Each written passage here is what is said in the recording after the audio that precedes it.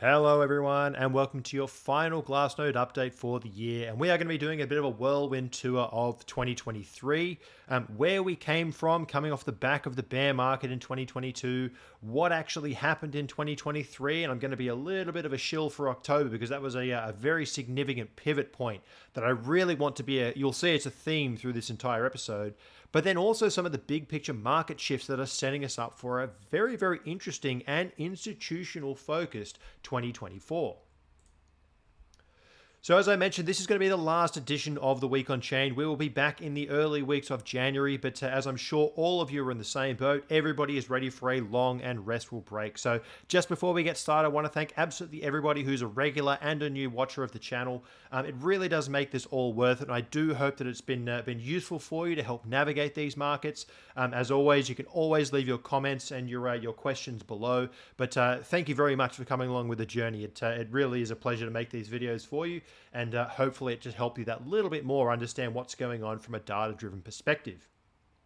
So as I said, we're really going to be focusing on the major themes and trends. We're looking at everything from the market, the on-chain, the investor profitability, and particularly market structure shifts in derivatives and stablecoins. Now, this particular episode will be a little bit longer just so we can do a big overview of what's going on.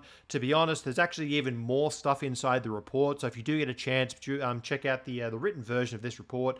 And short of waiting around any longer, let's get stuck straight into the analysis. Okay, so we're going to start with a view on market performance, just to kind of set the scene and see where things are at. What we've got here is the year to date, so starting on the 1st of January, we've got Bitcoin here in orange, we've got Ethereum here in blue, and we've got in white the aggregate altcoin sector, excluding Ethereum and excluding stablecoins.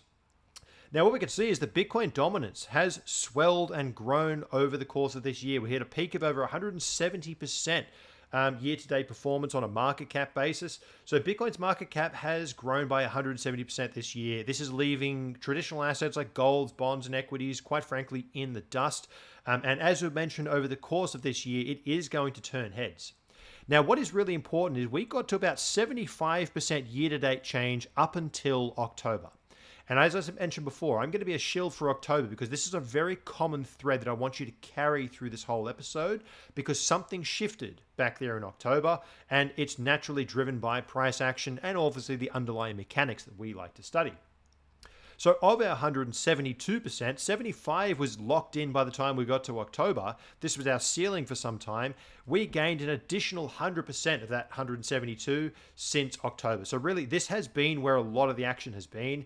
And the last observation on this chart is that Ethereum has been a bit of a laggard this cycle. Quite interestingly, I think it's caught a lot of people off surprise. The ETH BTC ratio is really hovering around multi-year lows, about 0.052. And actually, the wider altcoin sector, which is basically everything except stablecoins and Ethereum, is more or less at the same level of performance. So it has been a very interesting dynamic where the market really has seen Bitcoin dominance, and it's almost been a bit of a barbell type approach to what the market has priced in this year. So a very, very interesting dynamic, and one that we're going to be watching play out over the course of 2024. Now, you've probably seen this chart before. This is one that I find it's a great way to just visualize the concept of how much support has actually been in place for Bitcoin. Now, for those of you who've been through multiple cycles, you've probably seen that Bitcoin gets pretty volatile. And this chart is purely isolating uptrends, so from the bottom of a market all the way through to the top. And then what we're doing is plotting what is the deepest correction that we have from whatever the local high is in that uptrend. And what we can see, but these are just Fibonacci lines just for simplicity, we get regular, back here in 2016-17, regular 25% corrections. If we go here to 2019, we got some 50s and even some 61 or 68% corrections. And back here, we've actually got the deepest correction we've had on a closing basis is 20%. So really, when you look at this in the grand scheme of things, whilst 2023 has been kind of wild and all over the place and volatile as usual, it's nowhere near as volatile as we've seen in previous runs. So really, the deepest correction being minus 20%, it is actually the strongest bear market recovery that we have ever seen through history. So just something to have in your back pocket and consider that this is a whole year worth of price performance that really does stand out. Of course, it tells us nothing about the future. We may have a 70% correction in the next week. but it is telling us that what has come through this year is actually quite resilient and quite remarkable. And of course, we've studied this over the course of this year through all of our prior episodes. Now, to bring it into an on-chain perspective, what we're looking at here is what's going on with the realized cap. So the realized cap is a great tool to actually understand the mechanics of capital flows.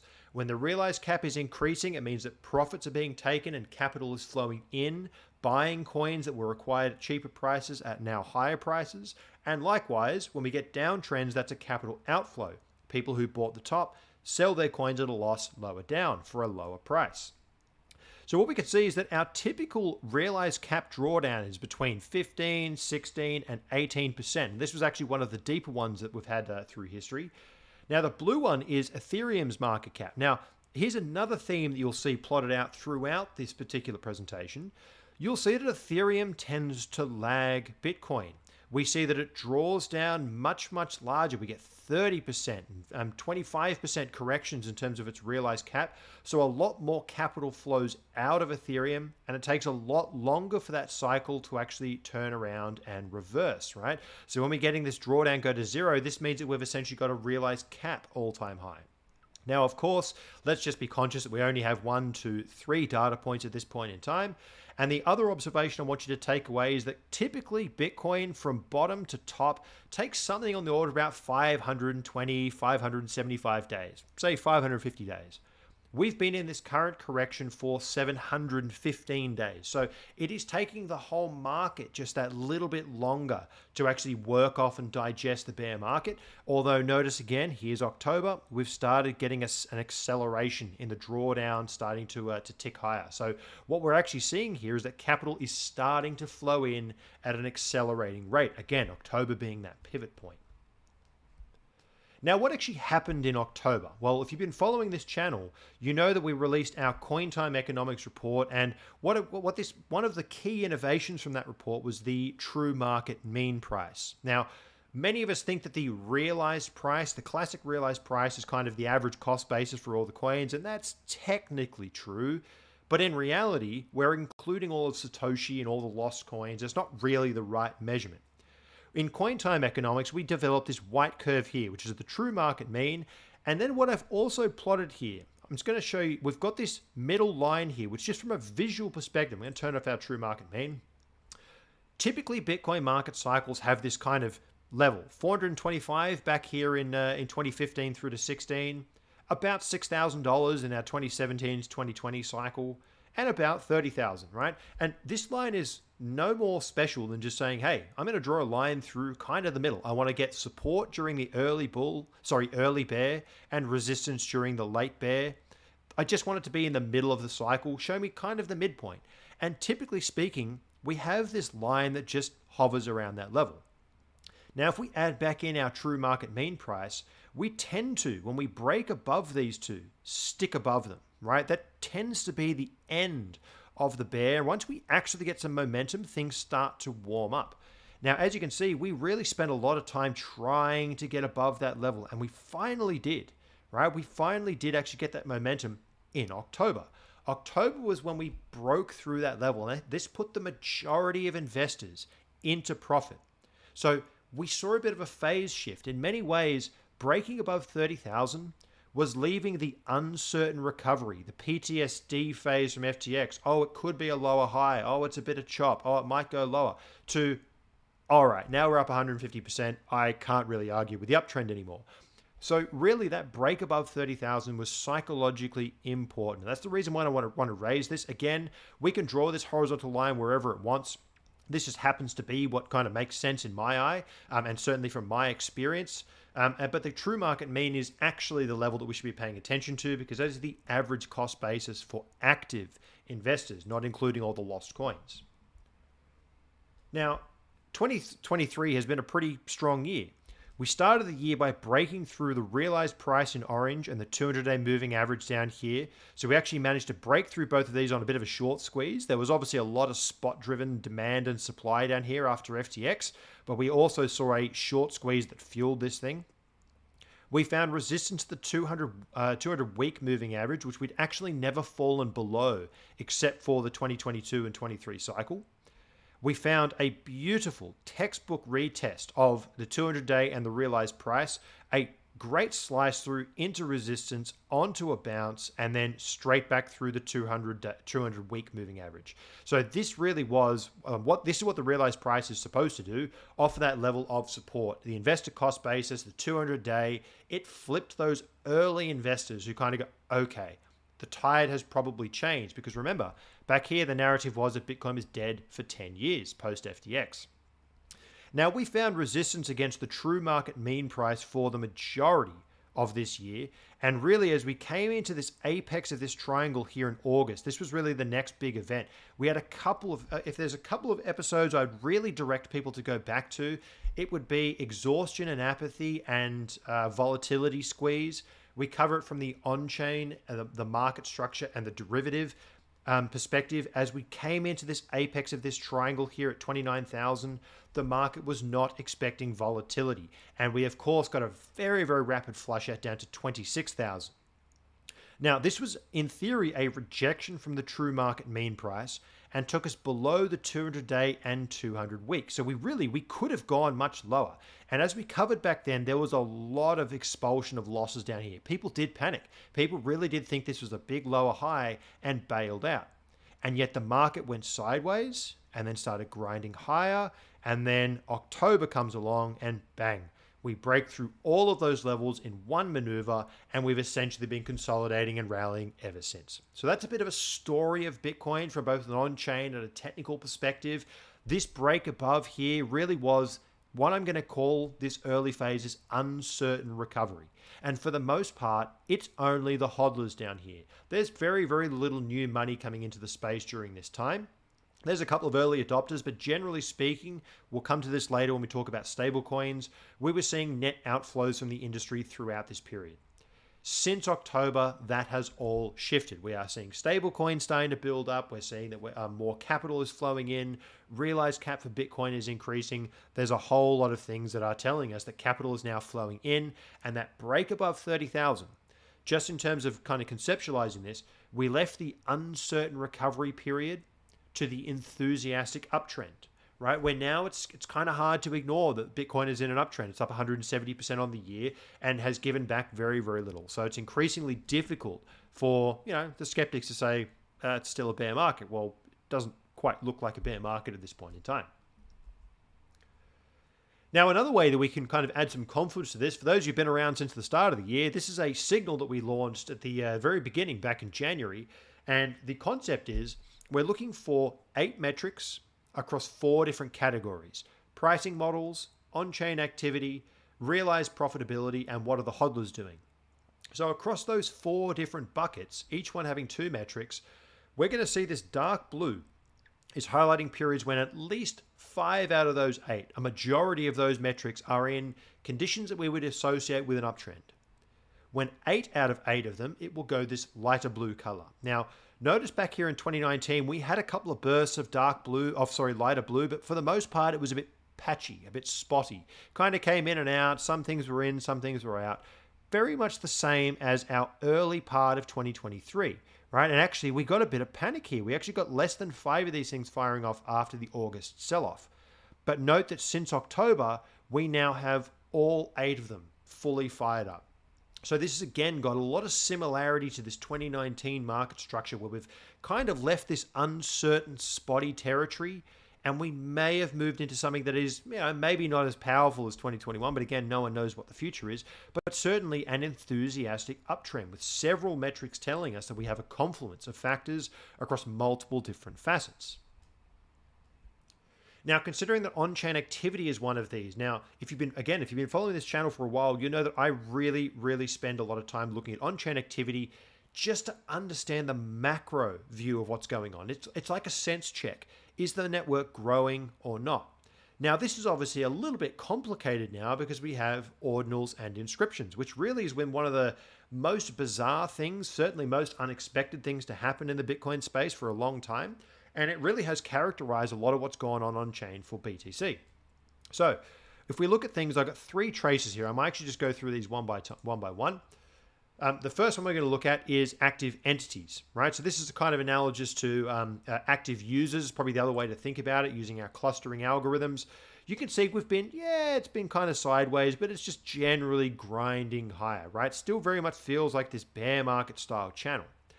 Now, this is going to be a little bit affected by ordinals and inscriptions. And the main reason is because lots of people are reusing the same address. So whereas in the past, people would have otherwise spent the same different coins from different addresses, because most wallets will do this, with ordinals and inscriptions, that is less common. People actually use the same address, a little bit more like an Ethereum style wallet.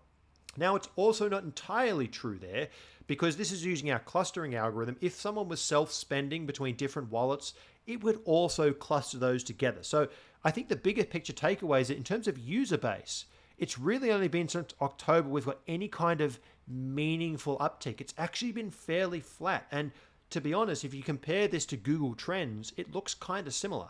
We just don't have that uptick in users just yet. So it really is the hodlers that remain. There's just not that much new retail influx at this point in time. Now, if we look at things from a transaction count perspective, we can see that we've actually got a significant jump to new all-time highs. Now, there's a bit of nuance here, and I direct you actually to the report for this week if you want a bit more detail. But suffice to say that monetary transfers, which are kind of your classic Bitcoin transaction, they are almost at all-time highs. They're at 370, I think, thousand transactions per day, which is very, very close to all-time highs. So the amount of monetary transfers happening per day is actually near all-time highs right now. We then also have, on top of that, inscriptions, which are the other 50% of transactions, and they are getting up to massive new all-time highs. The reason being they fit more data into the SegWit data discount. Now, I'm not going to go into the nuance of this. We've covered this over previous weeks, but I would also direct you to the written report where we spend a bit more time looking at this. But essentially, we have a new buyer of block space for Bitcoin. And this really has pushed the overall fee rate and transaction counts and everything up to new all-time high. In terms of volume, again, we've been languishing for a long time, around $2.4 billion. We're now up at $5 billion a day. This is entity adjusted, so we're looking at only coins that are economically meaningful. And again, there's October once again. We are seeing an influx of true capital starting in October. And, it's not quite all-time highs, but we are back to bull market levels, right? Certainly the lower end of the bull market, but we are starting to get into some reasonable territory. We're getting up towards the highs of the 2017 peak. So overall, this is a positive uptick. Now, as I mentioned with inscriptions have been kind of the biggest surprise coming into the market this particular cycle. Now, we can see that we've got somewhere on the order of about 320,000 inscriptions per day. Most of these in blue are some kind of text associated with BRC20. So this has been really the dominant form. There's also some pink down here, which is text. And you can see back in the early days of inscriptions in kind of March and April, most of it was actually images here in orange. And you can see that whilst they're much, much bigger files, there's actually very few of them. So there's lots of people that are complaining about JPEGs. There's actually not that many JPEGs, folks. Most of it is actually these BRC20 tokens, and they are very, very small. And as we've discussed in the past, they are kind of like newspaper being stuffed around all the contents of the moving crate. Now, what's quite interesting about this is that these inscriptions are paying something on the order of about 20% to even 30% of all fees on chain. So they're accounting for 50% of the transactions. They're accounting for 20 to 30% of the fees being paid. And here's the most unintuitive one. They're accounting for about 10%, only 10% of the bytes in a block. So let's just go through that one more time. Inscriptions are 50% of all confirmed Bitcoin transactions. They're paying between 20 to sometimes 40% of all of the fees. And yet they only account for 10% of the bytes. This is because of the SegWit data discount. In effect, miners are putting more transactions more transactions, earning more fees into the same amount of space. So it's this, and by the way, monetary transfers are at all-time high, just about. So we are really in a very interesting time, especially for miners as we move into the halving. Their revenue, right, is now over 35% coming from fees. This is 2017 bull market peak levels, and the only other fee spike is here in 2023.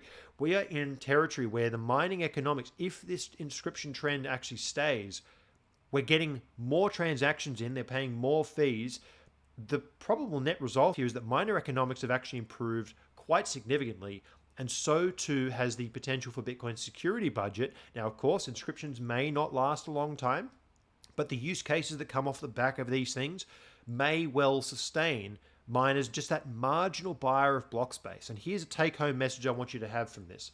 The same way that if we take 10% of the oil supply on or off the market, or add 10% demand to the oil market, generally speaking, we don't get a 10% change in price. It's generally much larger than that. And the reason is we have an inelastic supply, block space, or oil, and we're changing the marginal buyer, right? Supply and demand balance of that. And generally speaking, inelastic constraints like block space, simply, they don't respond to that demand function. So as a result, if you have just a little bit more demand, which in this case is actually quite a bit of demand, then your fees are going to be the release valve. And they are supposed to regulate when and where transactions actually get confirmed. So really, really interesting stuff. Certainly a highlight of understanding Bitcoin from an on-chain perspective this year. Just requires us to rethink and reconsider our interpretation of things. Okay, so getting towards the back end of this session, I know this one's a little bit longer, but hopefully you'll stick with me. One of the key things we want to look at, obviously, is what are the long-term holders doing with their coins, right? So we mentioned before that we've got this kind of this signals looking at on-chain activity and pricing models, and we've covered those. The other one is investor profitability, and what are the hodlers doing? So high level, what we've got here is the long and short-term holder supply curves in blue and red. And what we can see is that long-term holder supply is actually at 14.9 million Bitcoin. It's over 72% of the supply from memory. And this is just coming off an all-time high. Short-term holder supply is the exact opposite. Effectively all-time lows of about 2.3 million BTC. So about 820,000 coins over the course of 2023 have gone into long-term holder supply status. And as we can see, they're really just not spending. So we do have the tightest and most constrained Bitcoin supply we have arguably ever seen. Really something quite remarkable. And even though we're up 170% off the lows, we have not seen any kind of major distribution pressure, which, it really does show that the hodlers are demanding a higher price, and is something that's quite remarkable to see. Now, with this strong performance, what we're looking at here is the total supply in volume that is held in a loss, or in other words, coins that were bought above the current spot price, which was about 42,000 at the time of recording. We can see we've been in a pretty dramatic downtrend. Now, the other thing to note is in the blue here, all of the coins in loss are long-term holders. 1.9 million of them held by long-term holders. Pretty much every short-term holder is currently in profit. Now, by the way, for those of you asking what's the difference between blue, red, and orange, blue is long-term holder coins in loss, red is short-term holder coins in loss, and orange are coins on exchanges, which are technically in loss, but obviously they're less relevant because, that doesn't really matter so much. Once a coin's deposited, they can be bought, sold, transferred, and really we're looking at the on-chain side of the equation. But the take-home message here is that essentially everybody who's holding coins underwater bought in the previous all-time high. They are long-term holders, so statistically speaking, they're less likely to spend. Right? They're also pretty hardcore, right? Having sat through all of this volatility up and down. That is truly something you don't see in a great deal of assets. And just to put a real illustrative point on this, we can see that supply in profit, this is the percent supply in profit going between its long-term mean in green and the plus and minus 1 standard deviation level. We are in the process of getting up to about 90% of the supply being in profit. So, right, the flip side of not many coins being in loss is that almost everyone is in profit. And again, here's October. Note that we went from that long-term average and we broke up towards the plus 1 standard deviation. Very similar to 2016, very similar to 2019, and actually 2020 as well. These are events when the market structure shifts. Everybody is now, well, not everybody, but a lot of people are now in profit. They previously weren't. They bought the bottom and they're sitting there waiting for their coins to go back up. Now that they're in profit, investor psychology starts to shift. People are now in a position to take profits. And this is why realized profit metrics are going to be really, really important to pay attention to as we move forward into the next year, because we're going to start seeing that selling pressure. And at some point in time, that will naturally overwhelm demand. And really what we're going to use these tools to do is try and track those ebbs and flows and see when those points actually happen. Now, this is another cool way to visualize our supply in profit changing. So what this is looking at, now it's not perfect. All I'm doing here is just taking from the start, 1st of January, right? So these are just yearly, 2015, 2016, 17, 18, so on and so forth. Now I've obviously color coded them for a reason in a particular pattern. This is kind of, I mean, we're kind of lucky that Bitcoin goes in these 4-year cycles. We typically get tops somewhere around December or November. We get some kind of peak, right? We generally get Bitcoin moving in these yearly cycles for whatever magical reason it is. This just happens to be the case. So whilst it's not perfect, this is just looking at each year. Now in orange, we have the what I'm going to call the recovery phase. This is when the bottom is being or has been established, right? 2019, 2023. We've had a lot of coins purchased in the previous bull cycle, sold at a loss to a lower level, and they then rip back into profit. A very, very small amount of price increase puts a lot of coins, large percentages of the supply, back into profit, right? So the recovery tends to be our strongest period where we get supply going from in loss to in profit. The early bull market, like 2016, like 2020, and, well, let's hope 2024, is essentially where we get this period of similar, right? We've got a lot of volatility, but we're essentially pushing up to all-time highs. Just about every coin by the end of this phase is in all-time highs. And again, we will see how this plays out moving forward. The euphoria phase is probably one that surprises a few people, just an intuitive perspective. This is when we are at all-time high, but think about that. When we're at all-time high, there's no more coins to go into profit. They're already in profit. So this is actually where we see long-term holder patterns pick up their spending. We see distribution pressures. This is actually a sign of weakness. We're getting a little bit long in the tooth where the bull market continues to run. The profits are getting taken. But if you look outside, everyone's saying, hey, this is going up forever. It's a new paradigm. And then that, of course, is followed by the primary bear, where the maximum number of coins go into loss. Essentially the exact opposite of the recovery, where coins were capitulated to the lows and then go back into profit on the way higher. The red is a result of coins getting sold from the lows up to the top to brand new buyers who then get flushed out the whole way down. So just another way to visualize these market cycles, just using that kind of weird 4-year behavior that we've had thus far, but another way to just kind of conceptualize what's going on at a coin supply mechanic.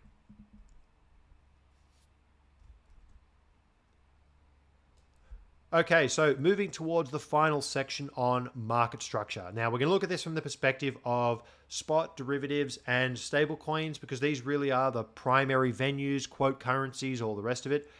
This chart here is looking at USD denominated inflows on the upside and outflows on the downside for Bitcoin in orange and Ethereum in blue.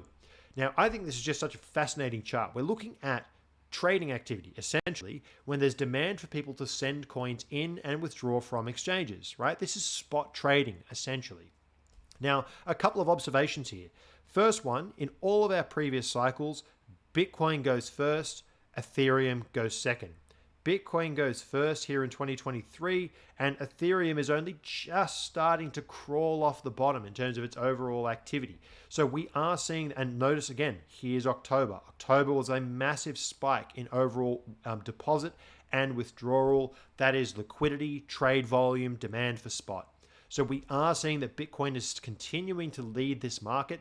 The market generally needs to see Bitcoin show strength before it can kind of roll down and capital rotate elsewhere. But we are seeing that Bitcoin is once again leading the pack. Now, in terms of futures and options, we've got futures here in orange and options in blue, open interest. One of the most interesting things this year is that options used to be much, much smaller than futures, have over the course of 2023 slowly risen and actually overtaken futures for market size. Now, options are a much more sophisticated trading instrument. Most of these, like 90% plus dominance, remains on Deribit at this point in time. But options give institutional and sophisticated traders more ability to put on strategies, to do risk management, and to hedge their positions. It also gives miners an opportunity to do things like covered calls. Options speak to an institutionalization, a professionalization of the trading industry. We are seeing that options growing is actually a sign of maturation within the derivative space. And if we look at the futures market specifically, blue here is open interest by CME, a regulated onshore US exchange, and orange is an offshore Binance, open interest at Binance, which is an offshore exchange. CME, again, here's October. Once again, this common thread, this common theme through this whole episode, we have seen that CME has now overtaken Binance. This is an institutional maturation. We are seeing the derivatives market really coming into the fore and starting to evolve and get ready for institutional adoption of this space. And of course, we know that there's ETF probables, looks looking increasingly likely approvals coming down the pipeline, likely in kind of early January. We've got the halving coming through and all the supply tightness we've talked about in previous sessions. It is a really, really interesting dynamic where the market is both professionalizing and the supply and demand dynamics really are, in terms of where Bitcoin is at, it's about as tight as things has ever been, right? Coins on exchanges are at relative lows. We've got short-term holder supply at the lows. There's a lot of these mechanics that come in that really do make 2024 quite an interesting year, and one that I'm certainly looking forward to as an analyst to just see how this all plays out. One last thing on the derivatives market, the futures funding rate has really gone through a couple of phases this year. In the first part of the year, pretty much through to August, we had yields. This is the cash and carry yield, so people can put on, short futures, long spot. The cash and carry yield was somewhere around, it was just shy of 5%. Now, you can get 5.5% from a short-term treasury bill. So for most institutions, the risk of putting on a cash and carry futures trade that's volatile and rolls around, it is a more complicated trade than just buying a short-term T-bill and sticking it in an account. So in that instance, there was very little reason for capital to come in and use futures to kind of obtain that yield. Following the August sell-off, yields dropped to below 3%. So really cooled off quite significantly, which only makes that situation worse, right? So there's going to be no capital inflow. Since October, again, October showing up once again. I told you I was going to be a shill for October. Something really happened at that point in time. I believe breaking above 30,000, the true market mean, but we could all have our interpretation. Yields are now up over 8%. Now, a 3% premium to the risk-free rate is essentially something that's going to start attracting liquidity, market makers, traders, people who want to actually capture that yield. It also shows that there's a net positive bias in Bitcoin once again. So again, a lot of bits of market structure that is just pointing to October as a fairly important rally, and also gives us a line in the sand, right? Because we obviously want to see that 30,000 level be held. Okay, so the final topic, which I think it's just going to really put a fine-tooth pen on all of those points we've covered so far, stablecoin supplies. Stablecoin supplies peaked at over 160 billion back here in March 2022. They have essentially been in decline. We had Luna, we had Three Arrows, we had FTX, we had everything going on. All of these funds were in decline in aggregate. So on net, we bottomed out about 120 billion in stablecoin supplies, but that's not all that was going on. A lot of this was led by BUSD, which basically was charged by the SEC. Paxos put it into redemption-only mode, and it's essentially been in decline ever since. There's been some attempts to get DAI and some attempts to get TUSD, but they never really got off the base. USDC, generally preferred by US and European regulated investors and traders. Again, you can get a treasury yield of 5.5%, a non-interest-bearing stablecoin. It's less attractive at this point in time, especially when crypto markets were going down. So we saw net outflows from USDC. So BUSD and USDC, primary source of the decline. Now, some very interesting dynamics where Tether seems to have picked up quite a bit of USDC's market share, moving almost equal and opposite, and now at a new all-time high of $90.6 billion. So even though Tether has continued to grow, we have seen that on aggregate, only in October did overall stablecoin flows start to tick higher. So we are now seeing capital flowing into not only BTC, not only into even altcoins, we're seeing it flowing into stablecoins as well. This is generally a sign of a turning tide. And again, October stands out as that clear pivot point. Just to fine-tooth point that, we talked about how Bitcoin leads. This is the 30-day change in realized cap for Bitcoin and Ethereum. Again, we can see a very, very similar pattern to our exchange flows. Bitcoin leads. Ethereum tends to follow fairly late in the piece. Stablecoins then follow after, being the quote currency for every coin that we're trading, right, on DEXs and on centralized exchanges. It kind of represents the full speculative mania. We are seeing all three of them now in positive territory and ticking higher. So again, that pivot point that happened in October, it's been stablecoin outflows pretty much ever since March 2022. This is the first net inflow in a very, very long time. So thank you for tuning in for that session, folks. Hopefully you found that useful. I know it's a little bit longer, but as we close out the year, I do just want to wish everybody a very, very happy holiday season. Do take a big, long, restful break. I'm sure that we all need it.